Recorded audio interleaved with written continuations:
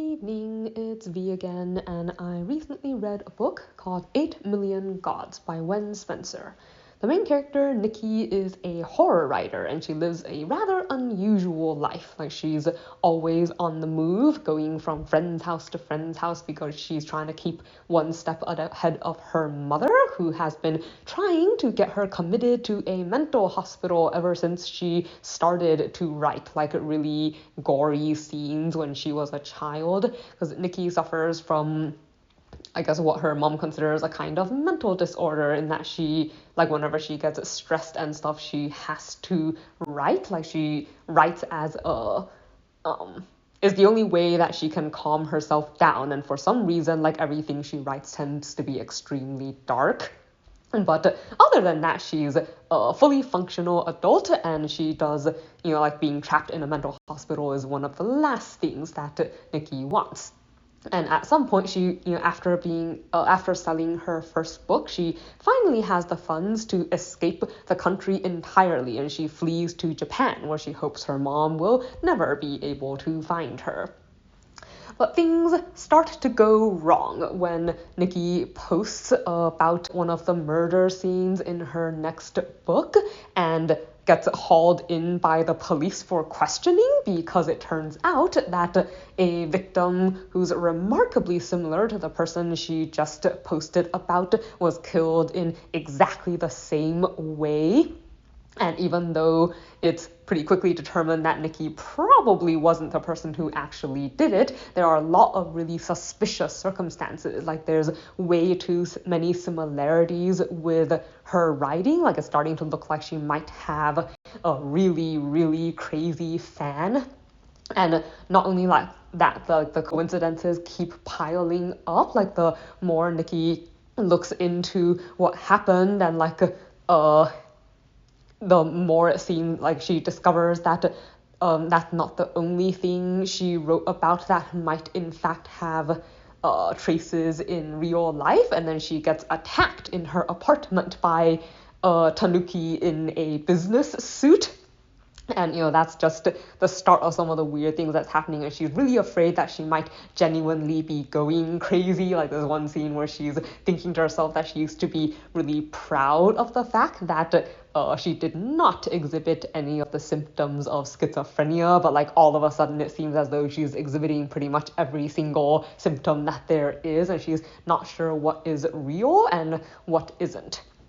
So it turns out, I guess, that a lot of what Nikki is writing may in fact all be true. Like, it's all connected to, like, these people, where somehow in some way, like, she's writing about all these different lives. And this is a really terrible discovery because she is a horror writer and all her characters typically die. Like, one reason she was having trouble is because her first book sold as a romantic thriller, and it only really sold that way because she cut off the very end where the main characters all died anyway. Like, romance stories are supposed to have happy endings. But in her second book, which where the deadline is coming up, she's having trouble getting the main character to even meet the guy romantic lead. Like, all the heroes keep getting killed before they even cross paths with the heroine. And discovering that a lot of this may in fact be real, and the fact that she is actually writing she wrote herself into her newest novel, are all really bad discoveries. And of course, like, she's also really scared because there's, she's never, she's tried to have characters not die, but she often feels like they take on a life of their own and bad things happen to them no matter what she does. But anyway, she gets pulled into actually rather complicated plot involving a lot of, like, Japanese gods and demons and monsters that all turn out to actually be real. And it's tied into, I guess, everything that she has been writing about. The murder that happened, the other murders that she has written about before, and, like, it's all interconnected. It culminates in, like, when she's learning about, like, her own history and how her abilities fit into everything, and, like, the other side of what's happening in reality. Like, there's a lot more supernatural stuff going on around her than she originally realized. So like. This was a pretty entertaining read.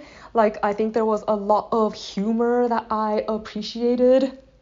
So, for instance, what I mentioned about the fact that her romantic leads kept getting killed before they met, and like there's this scene, for instance, when she's trying to rescue someone and she's trying to figure out like how to get them to a safe place, but all you have is like a car that doesn't have a lot of room, so the only place you can stick them is you cram them in the trunk, and it just looks like really suspicious, and she's worrying about what will happen. They get spotted on the way. Like there's all these like a little quirky things that I do find pretty entertaining.